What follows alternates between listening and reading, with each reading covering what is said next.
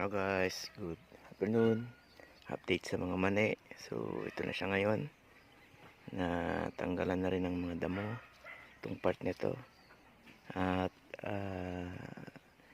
buti na lang maulan na rito kahit papaano, nababasa na yung lupa. Talagang mga panahon ng April, May, talagang sobrang init. Kaya tagal lumaki ng mga mani. So ngayon naglalagay kami dito ng konting pataba.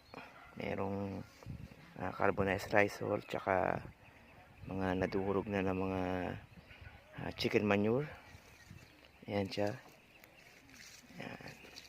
Ito ay yung rice hull pa lang banda rito. So yan siya.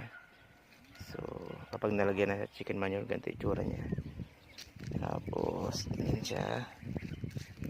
Yan, bubungkalin yung gitna para mapunta sa magkabilang gilid. Parang ganito siya. Yan, para mapunta doon. So ito muna yung update. Hopefully umulan kahit pa paano, na mga isang araw pagitan. Iba pa rin yung ulan ng tirik dito. Hopefully katapusan ng June o July maka-ani. Okay, salamat guys. Sunod ulit. Hello guys, ito na muna ngayon sa update. Kanina hanggang ngayon, ito na muna yung nagawa. Ito, bukas na to, lalagyan ko ng manure pa, chicken manure. Ito, okay na to. Ayan, medyo makulimlim na dito.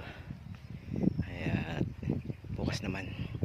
Ayan, so ito pa, nadamuhan pa namin to. Kaya banda mo dito eh. After nung yan, ito nadamuhan na kahit paano. Ayan, ito nadamuhan pa yan. Ayan, after neto isunod namin to. Ayan mga yan, para maganda kasi tag-ulan na eh. Pag di mo dinamuhan yan, tatakpan sila. So hingal ako. And ginawa marami dito. Okay guys, sunod ulit, update na lang bukas ulit.